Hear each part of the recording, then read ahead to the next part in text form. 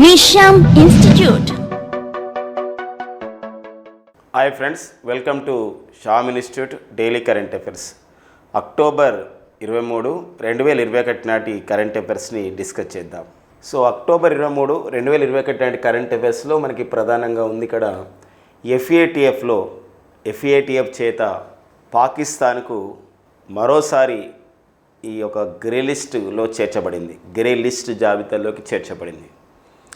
ఏంటి మరి ఎఫ్ఏటిఎఫ్ అనేది ఏంటి అంటే ఇక్కడ ఫ్రాన్స్ రాజధాని ప్యారిస్ కేంద్రంగా పనిచేస్తున్నటువంటి సంస్థనే ఎఫ్ఏటిఎఫ్.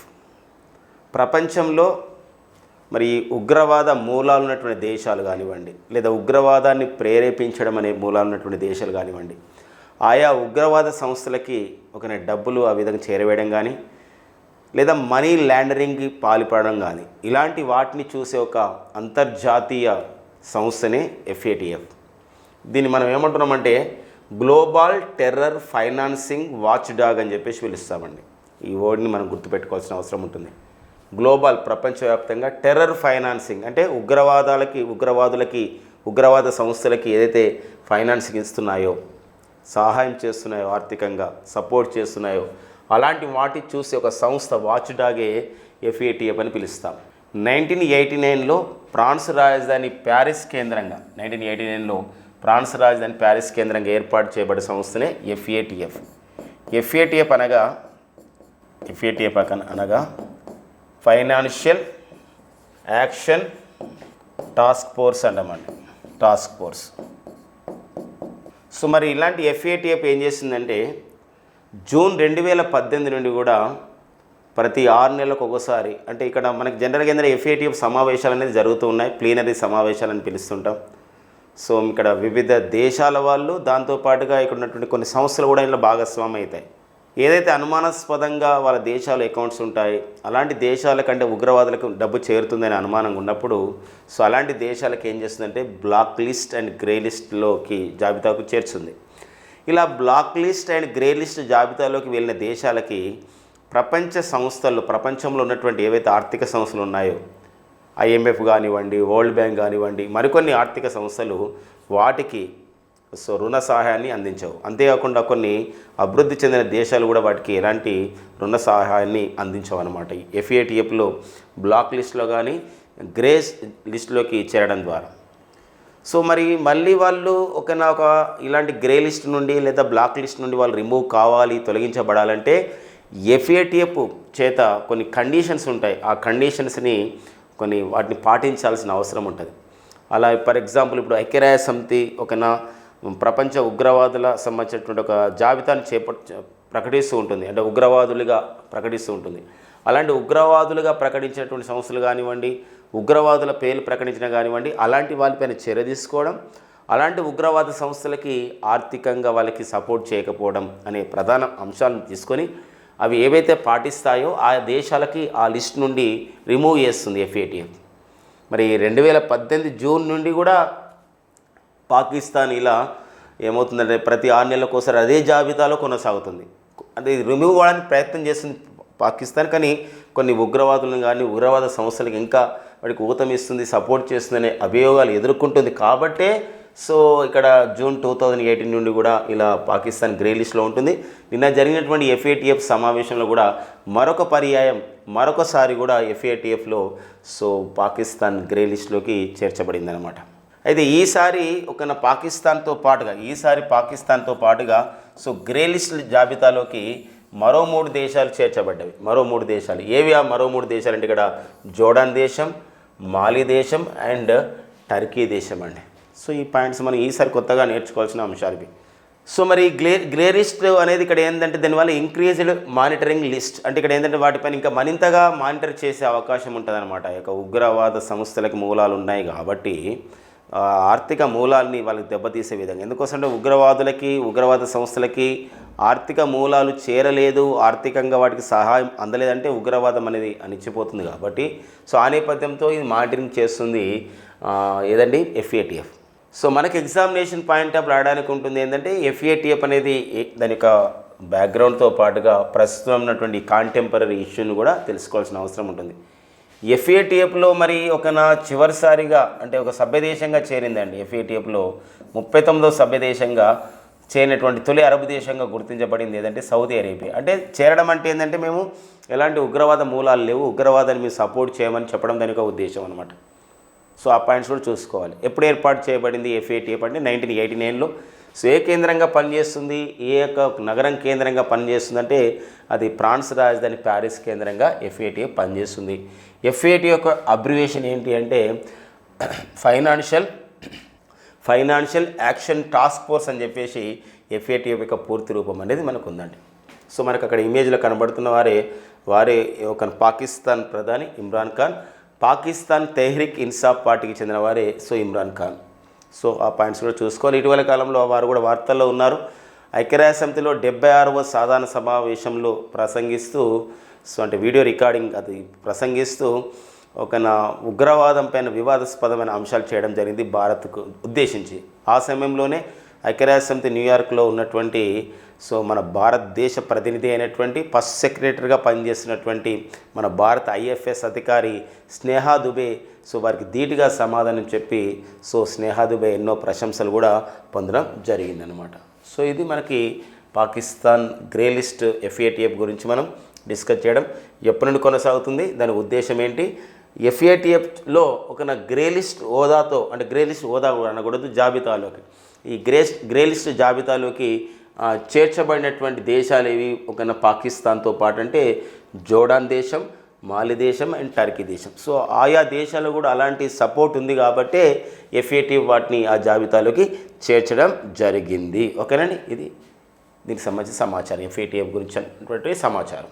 నెక్స్ట్ వచ్చేసి మనకి టాప్స్ అనే ప్రోగ్రామ్ ఉందండి. ఇది టాప్స్ అనే ప్రోగ్రామ్కి సిఓగా ఎవరు నియమితులు కావడం జరిగింది. ఇటీవల కాలంలో ఫ్రెండ్స్ గమనించండి, కేంద్ర ప్రభుత్వ కార్యక్రమాలకి అంటే కేంద్ర ప్రభుత్వ కార్యక్రమాలంటే గవర్నమెంట్ స్కీమ్స్ గురించి పర్టికులర్గా ఈ గవర్నమెంట్ స్కీమ్ని తీసుకెళ్లే ఉద్దేశంతో కార్యక్రమాలకు కూడా ప్రభుత్వ పథకాల పేరుతో ఉన్నటువంటి వాటికి కూడా ముఖ్య కార్యనిర్వహణాధికారులని చీఫ్ ఎగ్జిక్యూటివ్ ఆఫీసర్స్ని నియమించడం జరుగుతుంది.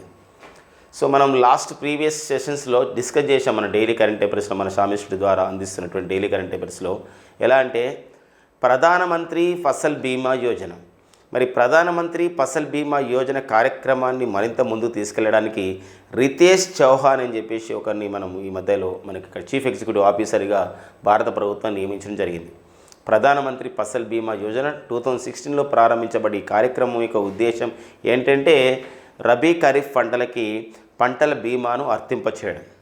మరి అలాంటి ఒక కార్యక్రమానికి ముందుకు తీసుకెళ్ళడానికి కొత్త ఒరవడిని సృష్టించడానికి ఇలా చీఫ్ ఎగ్జిక్యూటివ్ ఆఫీసర్ నియమించడం జరిగింది. అంతేకాకుండా ఆయుష్మాన్ భారత్ అభియాన్ కార్యక్రమాన్ని మరింత ముందుకు తీసుకెళ్ళడానికి నేషనల్ హెల్త్ అథారిటీ ఏర్పాటు చేయడం జరిగింది, జాతీయ ఆరోగ్య అథారిటీ అని చెప్పేసి. మరి అలాంటి నేషనల్ హెల్త్ అథారిటీకి చీఫ్ ఎగ్జిక్యూటివ్ ఆఫీసర్గా రామ్ సేవక్ శర్మ ఆర్ఎస్ శర్మని నియమించడం అనేది జరిగింది.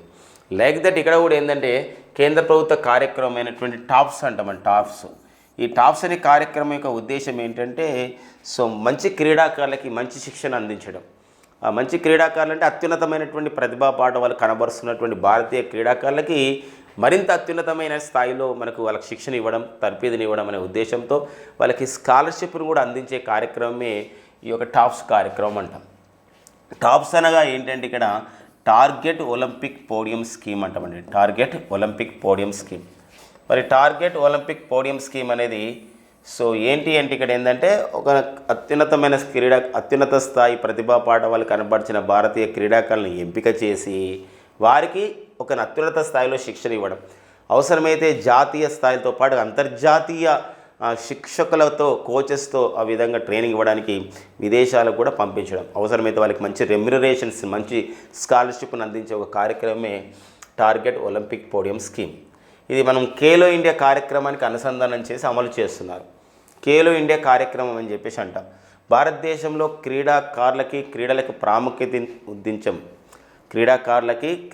ప్రాముఖ్యత అందించాలనే ఉద్దేశంతోనే ప్రోత్సహించాలనే ఉద్దేశంతోనే 2018 ఫిబ్రవరి 1న ప్రారంభించినటువంటి కార్యక్రమమే ఏంటంటే ఖేలో ఇండియా కార్యక్రమం. ఖేలో ఇండియా కార్యక్రమంలో భాగంగా ఇక్కడ గ్రామ స్థాయి నుండి పాఠశాల స్థాయి నుండి విశ్వవిద్యాలయ స్థాయి వరకు కూడా ఏంటంటే క్రీడల్ని ప్రోత్సహిస్తూ ఉంటారు. దాంతోపాటుగా మీరు ఖేలో ఇండియాల కార్యక్రమంలో రానున్నటువంటి ఒలింపిక్ క్రీడల్లో మంచి పథకాలు సాధించాలి భారత క్రీడాకారులు అనే ఒక ఉద్దేశం కూడా ఉంది. అది మనము రీసెంట్గా మనం చూసాం. 2021లో నిర్వహించినటువంటి టోక్యో ఒలింపిక్ క్రీడలు కానివ్వండి, టోక్యో పారాలింపిక్స్ లేదా పారా ఒలింపిక్ క్రీడలు కానివ్వండి, ఇందులో మన భారతీయ క్రీడాకారుల యొక్క ప్రతిభా పాఠవాల ద్వారా మనము ఎన్నో పథకాలు కూడా సాధించాం. ఒలింపిక్ క్రీడల్లో అయితే టోక్యో ఒలింపిక్ క్రీడలు 2021లో అయితే మనం 7 పథకాలు సాధించాము. పథకాల పట్టికలో 48వ స్థానంకి వచ్చాము. అదే టోక్యో పారాలింపిక్ క్రీడల్లో అయితే భారత్ 19 పథకాలు సాధించి పథకాల పట్టికలో 24వ స్థానం నిలవడం జరిగింది భారతదేశం. ఇలాంటి నేపథ్యంలోనే క్రీడలకు మరింత ప్రోత్సాహం అందించే ఉద్దేశంతోనే టాప్స్ కార్యక్రమానికి CEOగా చీఫ్ ఎగ్జిక్యూటివ్ ఆఫీసర్గా నియమించింది భారత ప్రభుత్వం. ఎవరు నియమించడం జరిగిందంటే ఇక్కడ కమాండర్ పీకే గర్గ్ అండి. కమాండర్ పీకే గర్గ్ గతంలో వీరు భారత నావికా దళంలో కూడా కొన్ని సంవత్సరాలు పనిచేయడం జరిగింది.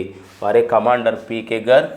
వీరు పుష్పేంద్ర కుమార్ పీకే గర్గ్ అంటే పుష్పేంద్ర కుమార్ గర్గ్ అండి. పూర్తి పేరు పుష్పేంద్ర కుమార్ గర్గ్ నియమితులు కావడం జరిగింది. ఈ నియామకం చేస్తున్నట్లు sports authority of India director జనరల్గా ఉన్నటువంటి సందీప్ ప్రధాన్ అధికారికంగా ప్రకటించడం జరిగింది. ఇవన్నీ కూడా మనకి ఎగ్జామినేషన్ పాయింట్ ఆఫ్లో మనకి ఏంటంటే పర్సన్స్ ఇన్ ద న్యూస్ అంటే ఇక్కడ వార్తల్లో వ్యక్తులుగా ఈ నియామకం అనేది మనకు ఉంటుంది. TOPS టార్గెట్ ఒలింపిక్ పోడియం స్కీమ్కి టాప్స్కి TOPSకి చీఫ్ ఎగ్జిక్యూటివ్ ఆఫీసర్గా ఎవరు నియమితులు కావడం జరిగింది అన్నప్పుడు కమాండర్ పీకే గర్గ్, పుష్పేంద్ర కుమార్ గర్గ్ అని వీరి యొక్క పూర్తి పేరు. మరి ప్రస్తుతం స్పోర్ట్స్ అథారిటీ ఆఫ్ ఇండియాకి డైరెక్టర్ జనరల్గా పనిచేస్తున్న సందీప్ ప్రధాన్ ఈ విషయాన్ని ప్రకటించడం జరిగింది. పర్సన్స్ ఇన్ ద న్యూస్గా ఈ అంశం అనేది మనకి ఇంపార్టెంట్గా ఉందండి. ఓకేనా, నెక్స్ట్ పాయింట్ చూద్దాం. నెక్స్ట్ అండి మనకి మన DRDO చేసినటువంటి ఒక శాస్త్ర సాంకేతిక ప్రయోగం అనేది పరీక్ష అనేది విజయవంతం కావడం జరిగింది. DRDOకు చెందినటువంటి ఏరోనాటికల్ డెవలప్మెంట్ ఎస్టాబ్లిష్మెంట్ వాళ్ళు ఒక మానవ రహిత యుద్ధ విమానాన్ని తయారు చేయడం జరిగింది. ఈ మానవ రహిత యుద్ధ విమానం ద్వారా ఏం చేస్తున్నారంటే వివిధ సంబంధించినటువంటి పరికరాలను కానివ్వండి, క్షిపణులు కానివ్వండి, అది పరీక్షించవచ్చు అనమాట, ప్రయోగించవచ్చు అవసరమైతే. దీనికి ఏమని పెట్టారంటే యాక్చువల్గా దానికి గతంలో అయితే ఈటని పిలిచేవారు. దానికి ఏమని పెట్టడం జరిగిందంటే ప్రస్తుతము ఈ మానవరహిత యుద్ధ విమానానికి అభ్యాస్ అని పెట్టడం జరిగింది. ఈ మానవరహిత విమానం ఏం చేస్తుందంటే వివిధ సంబంధిత క్షిపణులు కానీ వాటిని కానీ తీసుకెళ్తుంది. దీనికి ఏమని పేరు పెట్టడం జరిగిందంటే ఇమేజ్లో చూడొచ్చు మనము, అభ్యాస్ అని పేరు పెట్టడం జరిగింది. దీని హీట్ అంటాం, మరొక పేరు. హీట్ అంటే ఇక్కడ ఏంటంటే high speed expendable aerial target అంటే గగనతలంలో లక్ష్యాలను ఛేదించడం. గగనతలంలో లక్ష్యాలను ఛేదించడానికి తయారు చేసినటువంటి ఒక విమానమే, మానవరహిత విమానమే, పైలట్ రహిత విమానమే అభ్యాస్ అండి. దీన్ని మరొకసారి మన డిఫెన్స్ రీసెర్చ్ డెవలప్మెంట్ ఆర్గనైజేషన్ వాళ్ళు ఒడిషాలోని చాందీపూర్లో ఉన్నటువంటి, అది అక్కడే బాలాసోర్ కూడా ఉంటుంది, ఒడిషాలోని చాందీపూర్లో ఉన్నటువంటి మనకు కలాం దీవుల నుండి, కలాం దీవులు అబ్దుల్ కలాం గారి దీవులు అయినటువంటి, అదైతే అబ్దుల్ కలాం దీవులు అంటున్నాం, ఒకప్పుడు వీలర్ దీవులు అనేవాళ్ళం, అక్కడ ఉన్నటువంటి DRDO పరీక్ష కేంద్రమైనటువంటి ఐటీఆర్ అనగా ఇంటిగ్రేటెడ్ టెస్ట్ రేంజ్. ITR నుండి విజయవంతంగా పరీక్షించింది DRDO. అందుకే 2 రకాలు ఇక్కడ ఇంపార్టెంటే. ఇటీవల అభ్యాస్ అనే పరీక్షను DRDO విజయవంతంగా చేసింది. అభ్యాస్ అనేది ఏంటంటే it is a unmanned aeroplane. ఇది ఒకటి మానవరహిత విమానం లేదా మానవరహిత యుద్ధ విమానం అని చెప్పొచ్చు. మరి దీనికి అభ్యాస్కి గతంలో ఏమని అంటాం, ఈట్ అంటాం, హై స్పీడ్ ఎక్స్పాండబుల్ ఏరియల్ టార్గెట్గా దీన్ని పిలుస్తున్నాం. దీన్ని ఎవరు తయారు చేశారంటే ADE వాళ్ళు తయారు చేశారు. ADE అనగా ఏరోనాటికల్ డెవలప్మెంట్ ఎస్టాబ్లిష్మెంట్ అంటామండి. ఏరోనాటికల్ డెవలప్మెంట్ ఎస్టాబ్లిష్మెంట్ వాళ్ళు DRDOకు అనుబంధంగా పనిచేస్తున్న వాళ్ళు ఈ అభ్యాస్ అనే దాన్ని తయారు చేయడం అనేది జరిగింది. ఓకేనా ఫ్రెండ్స్, ఇది మనకి ఎక్కడి నుంచి ప్రయోగించారు, దాని యొక్క ఉద్దేశం ఏదో తెలుసుకోవాలి. ఇక DRDO గురించి మనం డిస్కస్ చేస్తే డిఫెన్స్ రీసెర్చ్ డెవలప్మెంట్ ఆర్గనైజేషన్ అని చెప్పేసి అంటాం. 1958లో దీన్ని ప్రారంభించడం జరిగింది. ప్రస్తుతం అయితే DRDOకు చైర్మన్గా పనిచేస్తున్న వారు డాక్టర్ జి సతీష్ రెడ్డి గారు DRDOకు చైర్మన్గా పనిచేస్తున్నారు. అంతేకాకుండా వీరు మనకు శాస్త్ర సాంకేతిక పరిజ్ఞానాన్ని అందించడంలో, పరిశోధనలో ఎంతో కృషి చేసినందుకు గాను 2021 సంవత్సరానికి సతీష్ రెడ్డి గారికి ఆర్యభట్ట పురస్కారం రావడం జరిగింది. ఈ వెరీ వెరీ ఇంపార్టెంట్ అండి. 2021 సంవత్సరానికి ఆర్యభట్ట పురస్కార గ్రహీత ఎవరన్నప్పుడు వారెవరండి, డాక్టర్ జి సతీష్ రెడ్డి గారు. ఓకేనా. నెక్స్ట్ పాయింట్ చూద్దాం. ఇక నెక్స్ట్ వచ్చేసి మనకి Satyajit Ray lifetime achievement award అండి. సో మరి 2020 సంవత్సరంలోనే దీన్ని ప్రకటించారు, ఏమని, సత్యజిత్ రే జీవిత సాఫల్య పురస్కారాన్ని ఇస్తున్నట్లు. కారణం ఇంకోటి ఏంటంటే, మరి సత్యజిత్ రే గారి యొక్క 100వ లేదా శత జయంతి సందర్భంగా భారత ప్రభుత్వం ఈ నిర్ణయం తీసుకుంది. ఇంకొక విషయం ఏంటంటే, ప్రతి సంవత్సరం కూడా సో మనకి గోవా రాజధాని పనాజీ కేంద్రంగా ఇఫీ అనే ఉత్సవం జరుగుతుందండి. ఇఫీ అంటారు, ఇఫీ ఉత్సవం జరుగుతుంది. ఇప్పుడు త్వరలో మనకి ఒక 52వ ఇఫీ ఉత్సవం జరగబోతుంది త్వరలో నవంబర్లో. ఇఫీ అనగా ఏంటంటే, ఇఫీ అనగా international film festival of India. International film festival of India అండి ఇఫీ అనగా. మరి international film festival of India ఇఫీ మరి 1969 నుండి దీన్ని నిర్వహిస్తున్నారు ఇఫీని. మరి ఇఫీకి శాశ్వత వేదిక వచ్చేసి గోవా రాజధాని పనాజీ. ఇందులోనే ఈ సంవత్సరంలోనే 52వ ఇఫీలో ఒక Satyajit Ray lifetime achievement award, Satyajit Ray పేరు పైన జీవిత సాఫల్య పురస్కారాన్ని ఇస్తున్నారు. అయితే ప్రకటించారనమాట ఇఫీ వాళ్ళు ఇప్పుడు. మరి ఈ సత్యజిత్ రే ఎవరంటే, మన భారతదేశం గర్వించదగ్గ సినిమా దర్శకుడు ఎవరు, సత్యజిత్ రే. మరి 2021 సంవత్సరానికి గాను సత్యజిత్ రే జీవిత సాఫల్య పురస్కారానికి సో ఒక అమెరికా దర్శకుడు మరియు ఒక హంగేరీ దేశ దర్శకుడు అయినటువంటి సినిమా దర్శకులు ఎంపిక చేయబడారు. వారు ఎవరంటే, ఒకరు మిస్టర్ ఇన్స్టెవన్ జాబో హంగేరీ దర్శకుడు అండ్ మార్టిన్ స్కోర్సెసే. సో ఇద్దరు కూడా సంయుక్తంగా Satyajit Ray lifetime achievement award, Satyajit Ray జీవిత సాఫల్య పురస్కారానికి ఎంపిక చేయబడ్డారు. ఇది 52వ ఇఫీ 2021లో జరగబోయే 52వ ఇఫీలో 52వ అంతర్జాతీయ సినిమా చలనచిత్రోత్సవంలో దీన్ని ఇవ్వబోతున్నారు అన్నమాట, అంతర్జాతీయ భారత చలనచిత్రోత్సవంలో. కాబట్టి మనకి ఇక్కడ అవార్డ్స్ పరంగా కానీ వాటిపైన ఇంపార్టెంట్గా ఉంటుంది. అంతేకాకుండా ఇఫీలో ఈ సత్యజిత్ రే జీవిత సాఫల్య పురస్కారంతో పాటు అక్కడ ఏదైతే ఉత్తమ సినిమాలకి ఒక బంగారు నెమలి పురస్కారం కూడా ఇస్తారండి, గోల్డెన్ పికాక్ అవార్డ్స్ కూడా ఇస్తారు, గుర్తుపెట్టుకోవాలి. Children film society of India ఇచ్చే అవార్డులలో అంతర్జాతీయ బాలల చలనచిత్రోత్సవంలో అయితే గోల్డెన్ ఎలిఫెంట్ ఇస్తారు. గోల్డెన్ ఎలిఫెంట్ పేరుతో ఒక ఉత్తమ చిత్రానికి అవార్డు ఇస్తారు.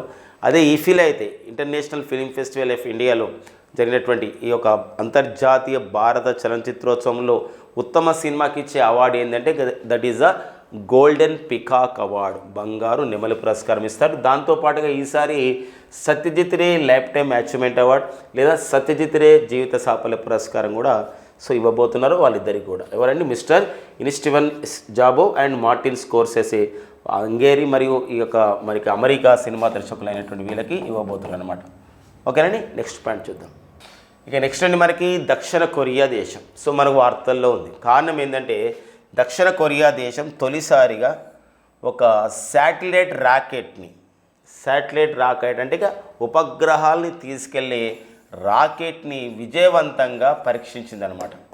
ఎందుకోసం అంటే ఇక్కడ సో మనకి ఇక్కడ అంతరిక్ష పరిజ్ఞానంలో అంతరిక్షం సంబంధించినటువంటి ఒక దాన్ని మనం తయారు చేయాలి, అంతరిక్ష సంస్థకి ఒక ఇంపార్టెన్స్ ఉంటుంది.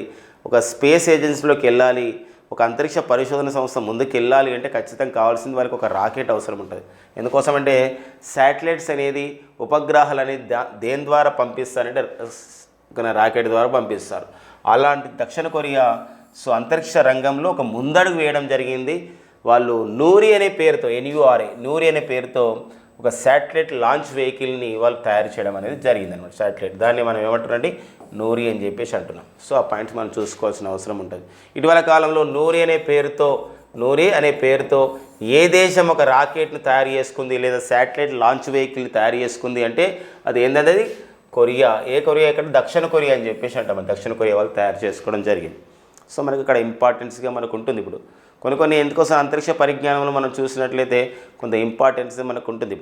ఇప్పుడు అంగారక గ్రహం మీదకి హోప్ ప్రో మిషన్ పంపించింది ఇటీవల కాలంలో. మిషన్ని ఏదంటే అది తొలి అరబ్ దేశం, అది అరబ్ దేశం ఏదంటే యూఏఈ. ఇలాంటి పాయింట్స్ని మనం ఎక్స్పెక్ట్ చేయడానికి ఉంటుంది. అంగారక గ్రహం మీదకి అధ్యయనం గురించి అంగారక గ్రహ కక్షలోకి హోప్ మిషన్ని పంపించినటువంటి తొలి అరబ్ దేశం ఏదంటే యునైటెడ్ అరబ్ ఎమిరేట్స్. అలాంటిది విషయం ఇక్కడ కూడా ఏంటంటే నూరి అనే పేరుతో ఒక శాటిలైట్ లాంచ్ వెహికల్ లేదా రాకెట్ని అభివృద్ధి చేసుకున్నటువంటి దేశం ఏదంటే దక్షిణ కొరియా. మరి దక్షిణ కొరియా రాజధాని వచ్చేసి సియోల్ అండి. సియోల్ దక్షిణ కొరియా రాజధాని. అంతేకాకుండా ఇంకొక ఇంపార్టెన్స్ ఏంటంటే ఇక్కడ ప్రస్తుతం అయితే దక్షిణ కొరియాకు అధ్యక్షుడిగా పనిచేస్తున్న వారు ఎవరంటే వారే మూన్ జే ఇన్ అండి. మూన్ జే ఇన్ అనేవారు ప్రస్తుతము దక్షిణ కొరియాకి అధ్యక్షుడిగా పనిచేస్తున్నాడు. సో ఆ పాయింట్స్ కూడా చూసుకోవాల్సినటువంటి అవసరం ఉంటుందండి. ఓకేనా, నెక్స్ట్ పాయింట్ చూద్దాం. ఒక మెమోరాండమ్ ఆఫ్ ది అండర్స్టాండింగ్ జరిగిందండి. ఎంఓయు అనగా మెమోరాండమ్ ఆఫ్ ది అండర్స్టాండింగ్, ఒక అవగాహన ఒప్పందం. ఏ విషయంలో ఒక అవగాహన ఒప్పందం అంటే ఇక్కడ దుబాయ్లో జరిగినటువంటి ఒక వాణిజ్య సదస్సులో లర్సనైన్ టూబ్రో అనే సంస్థ ఒక రెండు సంస్థలతో, రెండు స్టార్టప్స్తో, రెండు అంతరిక్ష స్టార్టప్లతో ఒప్పందం చేసుకుంది. ఒకటి ఏంటంటే Bellatrix aerospace and Dhruva space. ఈ రెండు కూడా ఏంటంటే ఇక్కడ అంతరిక్ష రంగానికి సంబంధించినటువంటి స్టార్టప్స్, అంకుర పరిశ్రమలు, వాటితో సో మన సంస్థ అయినటువంటి ఎల్ఎన్టీ సంస్థ వాళ్ళు దీని ఒప్పందం చేసుకోవడం జరిగింది. ఇది మనకి న్యూస్లో ఉంది. ఎందుకోసం ఈ ఇంపార్టెన్స్ ఇవ్వాలి ఈ సంబంధించినటువంటి ఒక సమాచారానికి, ఇన్ఫర్మేషన్ కంటే, బికాజ్ ఎల్ఎన్టీ సంస్థ, లర్సన్ & టూబ్రో సంస్థ, ఎల్ఎన్టీ సంస్థ అండ్ టాటా గ్రూప్కి చెందినటువంటి నెల్కో సంస్థ అండ్ హైదరాబాద్కి చెందినటువంటి ఆనంద్ టెక్నాలజీ సంస్థ, ఇలా మరికొన్ని ఇస్రో, ఇలాంటి సంస్థలు అన్నీ కలిసి కూడా సో మన రీసెంట్గా October 11, 2021 so Indian national space అసోసియేషన్ని సో భారత ప్రధాని నరేంద్ర మోడీ గారి చేతుల మీదుగా ప్రారంభించబడింది. అంటే ఇక్కడ ఏంటంటే అంతరిక్ష రంగంలో ఒక భారత అంతరిక్ష పరిశోధన సంస్థతో పాటు మరికొన్ని ప్రైవేటు సంస్థల సహాయంతో అంతరిక్ష రంగానికి మరింతగా ముందుకు తీసుకెళ్ళాలి, ఈ యొక్క అంతరిక్ష రంగాన్ని మరింతగా తీసుకెళ్లాలనే ఉద్దేశంతోనే ఇండియన్ స్పేస్ అసోసియేషన్ని ఏర్పాటు చేయడం అనేది జరిగింది. ఆ నేపథ్యంలోనే ఎల్ఎన్టీ సంస్థ బెల్లాట్రిక్స్ ఏరోస్పేస్తో, ధృవ స్పేస్ అనే ఒక స్టార్టప్లతో, ఒక అంతరిక్ష స్టార్టప్లతో, అంకుర పరిశ్రమలతో మెమోరాండమ్ ఆఫ్ ది అండర్స్టాండింగ్ చేసుకోవడం జరిగింది. దీని ద్వారా భవిష్యత్తులో ఏమవుతుందంటే మరింతగా ఒక ప్రైవేట్ రంగంలో అంతరిక్ష రంగానికి కావాల్సినటువంటి ఒక సదుపాయాలని మనం చేయబోతున్నాం అనమాట. ఫర్ ఎగ్జాంపుల్ చూడండి, ఇప్పుడు హైదరాబాద్ కేంద్రంగా పనిచేస్తున్నటువంటి ఒక సంస్థ ఉంది. ఇది స్కై రూట్ ఏరోస్పేస్ సంస్థ. ఈ సంస్థ ఈ యొక్క స్టార్టప్గా ఉండి ఈ సంస్థ ఏం చేస్తుందంటే తొలిసారిగా ప్రైవేట్ రంగంలో స్వదేశీయంగా ఒక రాకెట్ను తయారు చేశాయి. ఏమని పేరుతో దాని విక్రమ్ అని పేరు పెట్టడం జరిగింది. సో తద్వారా ఏంటంటే ఇక్కడ అంతరిక్ష రంగంలో ప్రైవేట్ యొక్క సపోర్ట్ అనేది ఉంటుంది. ఎందుకోసం అంటే పర్టికులర్గా ఇప్పుడు అమెరికా లాంటి దేశంలో మనం చూసినట్లయితే ప్రైవేట్ రంగంలో అంతరిక్షం అనేది చాలా ముందుకెళ్తున్న పరిస్థితి. జెఫ్ బోజెస్ అమెజాన్ వ్యవస్థాపకుడు అయినటువంటి జెఫ్ బోజెస్ ఒక ప్రైవేట్ అంతరిక్ష పరిశోధన సంస్థను ఏర్పాటు చేశారు, ఒక స్పేస్ ఏజెన్సీని, ఏమని బ్లూ ఆరిజిన్. అండ్ అమెరికాకు చెందిన మరో వ్యక్తి రిచర్డ్ బ్రాన్మన్ వర్జిన్ గెలాక్టిక్ అనే మరో ప్రైవేట్ అంతరిక్ష సంస్థను ఏర్పాటు చేసుకున్నారు. స్పేస్ ఎక్స్ అనే సంస్థ ప్రారంభించారు ఎలన్ మాస్క్. ఈ మధ్యలోనే టీమ్ వోజ్నియాకు ప్రైవేటియర్ స్పేస్ అనే ఒక అంతరిక్ష సంస్థను కూడా ఏర్పాటు చేయడం అనేది జరిగిందండి. సో ఈ నేపథ్యంలో మనకి ఇక్కడ ఇలాంటి పాయింట్స్ అనేది ఇంపార్టెంట్గా ఉంటాయి.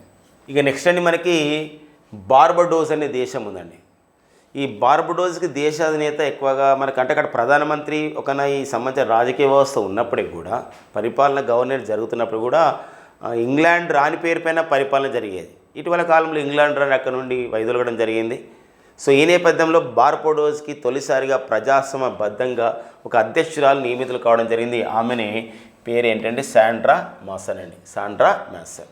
సో ఈ పాయింట్ మనకి ఇంపార్టెంట్ అనమాట. ప్రజాస్వామ్యబద్ధంగా బార్బడోస్ అనే దేశానికి తొలి అధ్యక్షురాలుగా అండ్ తొలి మహిళ అధ్యక్షురాలుగా నియమితులైన వారు ఎవరంటే శాండ్రా మాసన్ అండి.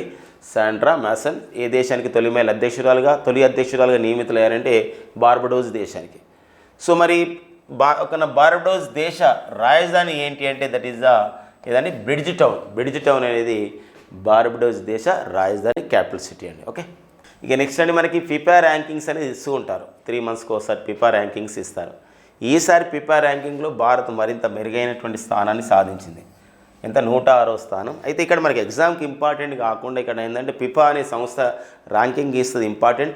ఈసారి ఫిఫా ర్యాంకింగ్ 106 రావడం ఒక ఇంపార్టెంట్ ఇన్ఫర్మేషన్గా ఉంటుంది. కారణం ఏంటంటే ఫిఫా ర్యాంక్ అలా రావడానికి కారణం ఇటీవల మనము south Asian Football federation tournament 2020 మనం 21 గెలవడం జరిగింది. మాల్దీవుల రాజధాని మాలేలో జరిగినటువంటి ఈ దక్షిణాసియా ఫుట్బాల్ సమాఖ్య టోర్నమెంట్ అంటాం. సౌత్ ఏషియన్ ఫుట్బాల్ ఫెడరేషన్ ఛాంపియన్షిప్ని భారత్ గెలవడం జరిగింది. నేపాల్ని ఓడించి భారత్ కప్పును సాధించింది. సునీల్ ఛేత్రి నాయకత్వంలో మన భారత ఫుట్బాల్ కెప్టెన్ ఎవరండి? సునీల్ ఛత్రి. కాబట్టి వారి నాయకత్వం గెలవడం జరిగింది. ఆ నేపథ్యంలో ఇటీవల ఫిఫా ర్యాంకింగ్లో భారతదేశం 106కు చేరింది అనమాట. ఫిఫా అంటాం. మరి ఫిఫా ర్యాంకింగ్లో మొదటి 5 స్థానాలు నిలిచినటువంటి దేశాలు ఏమున్నాయంటే ఈ ర్యాంకింగ్లో Belgium, Brazil, France, Italy, England దేశాలు మొదటి 5 స్థానాలు నిలవడం జరిగింది. సో ఫిఫా అంటాం. ఫిఫా అంటే ఇది ఒక సంస్థ అండి. ఇది federation of the international football association అని చెప్పేసి అంటాం. మరొకసారి ఫిఫా అనగా federation of the international football association. మరి జ్యూరిచ్ కేంద్రంగా ఈ సంస్థ అనేది పనిచేస్తుంది. అంటే స్విట్జర్లాండ్లో జ్యూరిచ్ కేంద్రంగా. ప్రజెంట్ అయితే ఫిఫాకు అధ్యక్షుడిగా పనిచేస్తున్న వారు గియానీ ఇన్ఫాంటినో అనేవారు.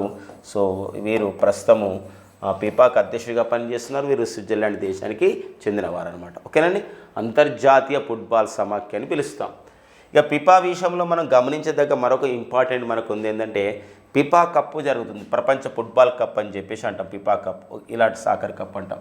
ఇలాంటి ఫిఫా కప్ 2022లో నిర్వహించబోతున్నారు. వచ్చే సంవత్సరంలో ఎక్కడ నిర్వహించబోతున్నారంటే సో ఖతార్లో నిర్వహించబోతున్నారు. ఖతార్ రాజధాని దోహాలో నిర్వహించబోతున్నారు. సో ఫిఫా అండర్-17 ఉమెన్ కప్ని మనమే నిర్వహించబోతున్నాం. దీనికి ఓకేనా ఇటీవల కాలంలో ఒక మస్కట్గా ఇబాను కూడా ప్రకటించారు. మనం డైలీ కరెంట్ అఫైర్స్ డిస్కస్ చేయడం అనేది జరిగిందండి. ఇలా ఫిఫా కప్ను 2022లో ఖతార్ నిర్వహిస్తుంది. ఇలా ఒక తొలిసారిగా ఫిఫా కప్ను నిర్వహించబోతున్నటువంటి ఒక అరబ్ దేశంగా ఖతార్ అనేది గుర్తించబడిందండి. ఓకేనా. ఇది ఫిఫా ర్యాంకింగ్స్ గురించి చెప్తున్నప్పుడు వచ్చిన సమాచారం. మరో స్పోర్ట్స్ విషయానికి వద్దాం. ఏంటంటే ఇటీవల కాలంలో 47th నేషనల్ ఛాంపియన్షిప్ అనేది జరుగుతూ ఉన్నాయి. అయితే మనకి ఎక్కడ జరుగుతున్నాయి ఇవన్నీ కాకుండా ఫస్ట్ పర్టికులర్ అక్కడ కొందరు ప్లేయర్స్ కొన్ని రికార్డ్స్ సాధించడం జరిగింది. గతంలో 50 మీటర్ల బ్యాక్ స్ట్రోక్ ఈ వర్డ్ అనేది స్విమ్మింగ్లో ఉంటుంది. స్విమ్మింగ్లో ఈ పోటీలో సో ఒకరికి రికార్డు ఉండేదన్నమాట. మనా పటేల్. సో ఈ యొక్క మనా పటేల్ యొక్క రికార్డు ఉండేదన్నమాట. ఈ మనా పటేల్ వీరు కూడా స్విమ్మింగ్ క్రీడాకారిణి. సో వీరి యొక్క రికార్డ్ని మరొకరు ఈ మధ్యలో బ్రేక్ చేయడం జరిగింది. ఎవరు బ్రేక్ చేశారంటే ఇక్కడ సో రిధీమా వీరేంద్ర కుమార్ బ్రేక్ చేయడం జరిగింది. కాబట్టి ఇక్కడ వార్తల్లో ఉన్నారు. వీరికి స్వర్ణ పథకం రావడం జరిగింది. ఇక్కడ మనా పటేల్ యొక్క రికార్డ్ని ఎవరు బ్రేక్ చేశారనేది ఇంపార్టెంట్గా ఉంటుంది.